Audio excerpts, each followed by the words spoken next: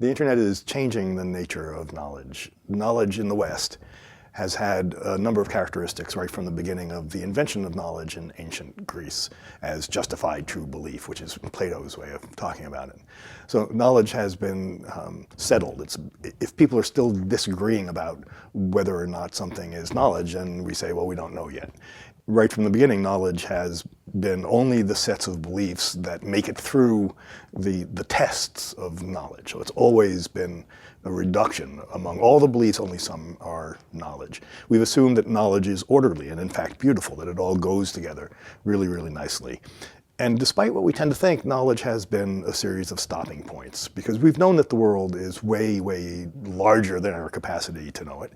And so we came up with a really clever strategy for dealing with that, which is when we know something, when we've settled on some piece of knowledge, we tuck it away and we count it as known so that we can move on. So if I were curious about what the atomic weight of carbon is, I look it up, I get the answer, I move on. I don't have to reprove what the atomic weight of carbon is.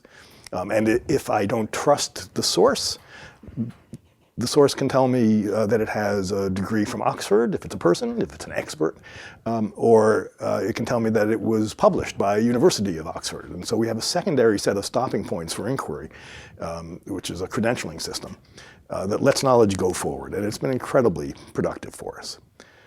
But all of these are a response to the most basic fact, which is our brains are really, really small and the world is really, really big. And a little brain trying to understand the world just can't. It is absolutely not an accident that those properties of knowledge are all also properties of the medium of knowledge, which has been paper and books and libraries. So just as knowledge is the result of filtering, well, so is publishing. So is what makes it into a library. Very few books, in terms of a percentage, make it into a typical library. Just as knowledge has been settled, well, that's how paper works. Once you've published it, you can't take the words back. So the ink settles into the paper, and you cannot change them. And so knowledge has taken on this property as well. Knowledge is orderly. Well, so are books and how we write them. We structure them very carefully, and so are libraries and how we organize them. And written books are stopping points. I mean, they're wonderful, we all like them, but they are stopping points. The author knows that you cannot easily go from the book back to the library to follow a link, to look something up. And so the author's job is to get everything the reader needs within the covers. And knowledge has taken on that property as well. It is what fits between covers or fits within a discipline. All of these properties of knowledge are properties of the medium of knowledge, but now that knowledge has a new medium, the internet, then we can expect that knowledge will take on properties of the internet as well. And I think we can already see that happening. So if you're interested in some topic, whether it's the faster than light neutrino data that came out of CERN, of the largest physics experiment in the world in 2011, or if you are interested in who actually wrote Shakespeare's works and is there new evidence and the like, you will, these days, very, very likely, you'll go out on the web. And there you will find very active debates. You'll find, in fact, a web. People who are linking to one another, they're arguing, they're disagreeing, or they're supporting, or they're elaborating. There are no constraints on who gets to do this. So in both of these cases, both Shakespeare and faster than light neutrino, you'll find the world's great scholars, but you'll also find people who are very talented amateurs and people who are not very talented amateurs, and high school students and reporters and people who have a casual interest. You'll find every sort of person, and together they're contributing, they're making this web, which is held together by a shared interest, even though it only has value because there's disagreement among the people about the nature of the truth of the issue. If everybody were saying the same thing, it would be settled and done. It wouldn't be a web. In fact, it would be negative. If everybody's saying the same thing, people reinforce their beliefs. So what gives these webs, which emerge naturally, these webs of knowledge value, is the fact that they contain difference and disagreement. Very unsettled. Now, as things become settled, we can also look them up very easily. But the life of knowledge, we can now see it and participate in it in a way that we couldn't before. That used to be hidden from us. So when Britannica was creating Encyclopedia Britannica, the great English language encyclopedia, when they were writing their articles, they carefully hid from public view the arguments between the editors and the authors about what should be in and what to say.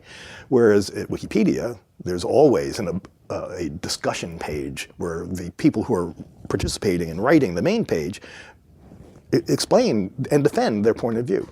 So that web of knowledge that is now completely public and is incredibly rich. There are dangers, of course. It means that people who don't have credentials can sound just as smart and knowledgeable as people who do.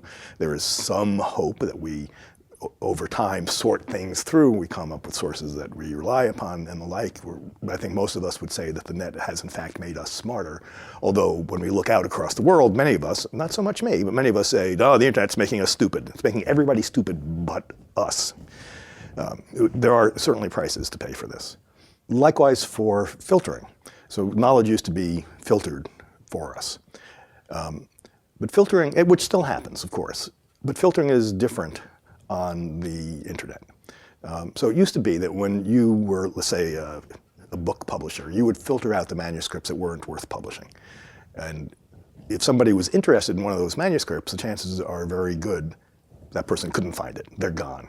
You just can't find them. All the manuscripts submitted to academic publications, scientific, good science in many cases, it's just not important enough to make it in.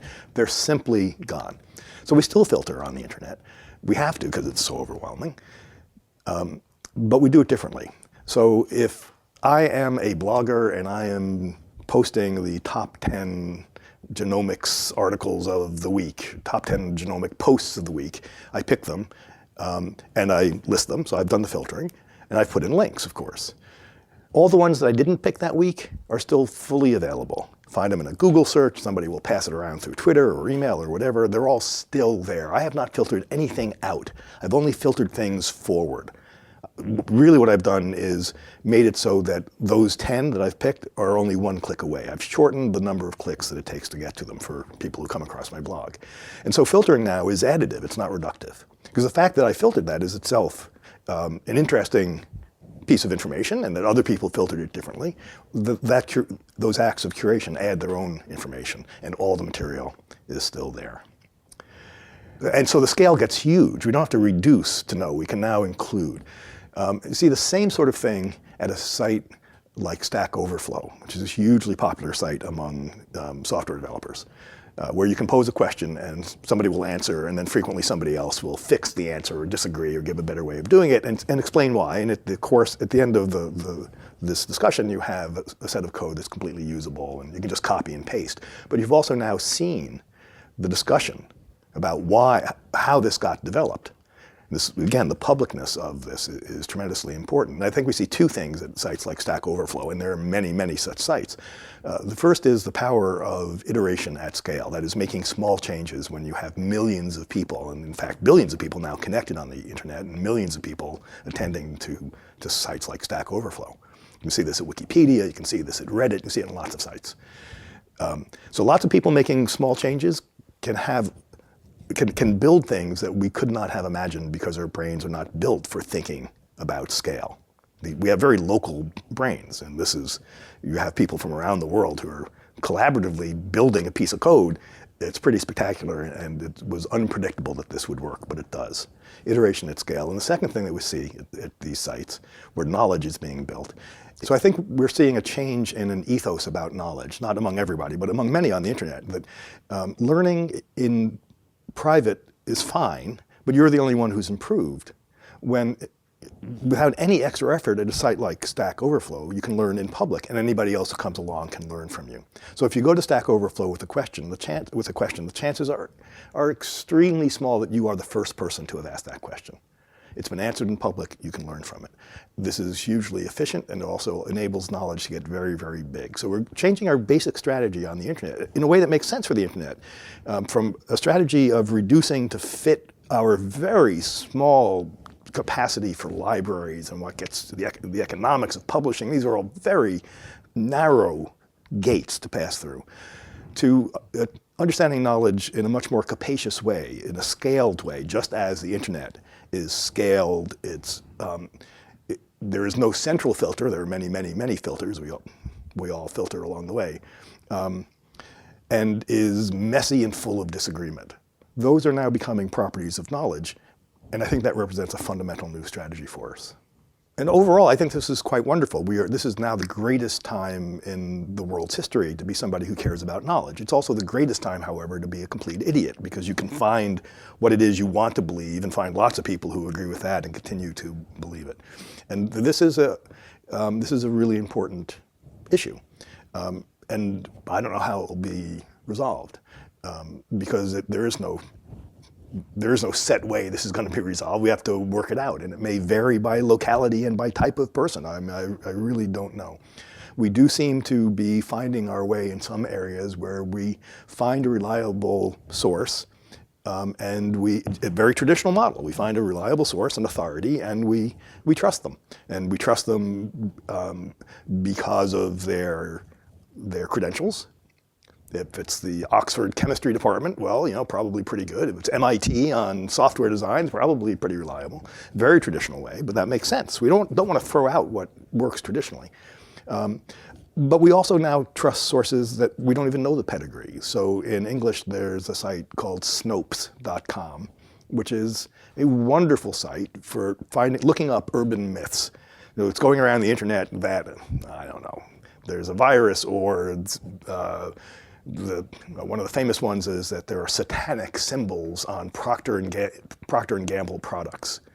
And you can look it up in Snopes, and Snopes has a very good reputation for being accurate, even though I can't tell you who Snopes is or who does it. And maybe over time that will become a corrupted source, but right now. So we are finding our way through it. The real problem, I think, the real issue for us is that we still want knowledge to be fixed and independent of us. We want to think that there is something called knowledge which gets put into containers like books and is there forever, and we know it's true. It's knowledge. It doesn't change. And it turns out the world is much more postmodern than we may have wanted, but it is, and the internet has shown that knowledge is no longer simply a content. The interesting knowledge is that which is in play, in discussion, and now publicly and heavily linked together as a web that we can explore.